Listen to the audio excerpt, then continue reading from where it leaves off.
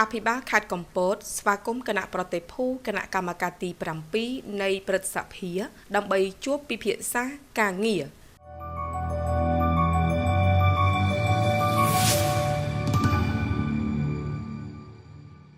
នៅរសៀលថ្ងៃទី24ខែកុម្ភៈឆ្នាំ2025ឯកឧត្តម ម៉ៅ ថននិន អភិបាលនៃគណៈអភិបាលខេត្តកំពតបានទទួលជួបពិភាក្សាការងារជាមួយគណៈប្រតិភូគណៈកម្មការទី7នៃព្រឹទ្ធសភា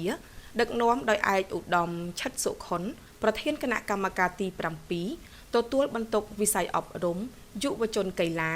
ធម្មការសាសនាវប្បធម៌វិចិត្រសិល្បៈនិងទេសចរណ៍កិច្ចប្រជុំនេះបានរៀបចំឡើងនៅក្នុងគោលបំណងពិភាក្សាការងារស្វែងយល់អំពីវឌ្ឍនភាពការងារបញ្ហាប្រឈមដែលកំពុងជួបប្រទះវិធានការដោះស្រាយនិងចក្ខុវិស័យអភិវឌ្ឍទៅមុខរបស់រដ្ឋបាលខេត្តកំពតព្រមទាំងមន្ទីរជំនាញពាក់ព័ន្ធដែលស្ថិតនៅក្នុងសមត្ថកិច្ចរបស់គណៈកម្មការទី7នៅក្នុងឱកាសនោះឯកឧត្តម ម៉ៅ ថននិនបានធ្វើរបាយការណ៍សង្ខេបអំពីស្ថានភាពទូទៅនិងលទ្ធផលការងារដែលខេត្តសម្រេចបានក្នុងវិស័យអប់រំការលើកកម្ពស់គុណភាពបង្រៀននិងការសិក្សាការអភិវឌ្ឍយុវជននិងកីឡា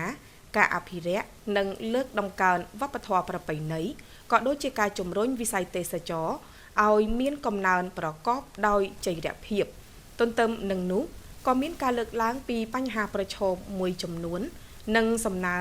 សុំការគាំទ្របន្ថែមពីថ្នាក់ជាតិដើម្បីបន្តជំរុញការអភិវឌ្ឍឲ្យកាន់តែមានប្រសិទ្ធភាពជាមួយគ្នានេះដែរឯកឧត្តម ឆិត សុខុនបានវាយតម្លៃខ្ពស់ចំពោះកិច្ចខិតខំប្រឹងប្រែងរបស់រដ្ឋបាលខេត្តនិងមន្ទីរជំនាញពាក់ព័ន្ធដែលបានអនុវត្តភារកិច្ចដោយមានការទទួលខុសត្រូវនិងបដិញ្ញាចិត្តខ្ពស់ព្រមទាំងបានផ្ដល់អនុសាសន៍មួយចំនួនដើម្បីពង្រឹងគុណភាពការងារកែលម្អប្រសិទ្ធភាពនៃការអនុវត្តគោលនយោបាយនិងបន្តជំរុញកិច្ចសហការរវាងអាជ្ញាធរមូលដ្ឋាននិងស្ថាប័នពាក់ព័ន្ធឲ្យកាន់តែជិតស្និទ្ធកិច្ចប្រជុំបានប្រព្រឹត្តទៅនៅក្នុងបរិយាកាសស្និទ្ធស្នាលសហការល្អនិងមានការទទួលខុសត្រូវខ្ពស់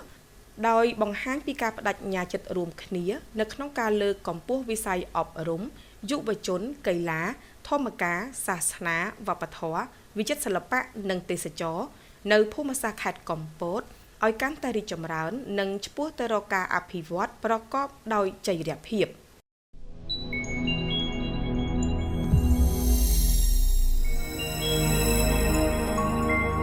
ចូលរួមប្រើប្រាស់សេវាប្រមូលសំរាមទាំងអស់គ្នាដើម្បីទីក្រុងយើងស្អាត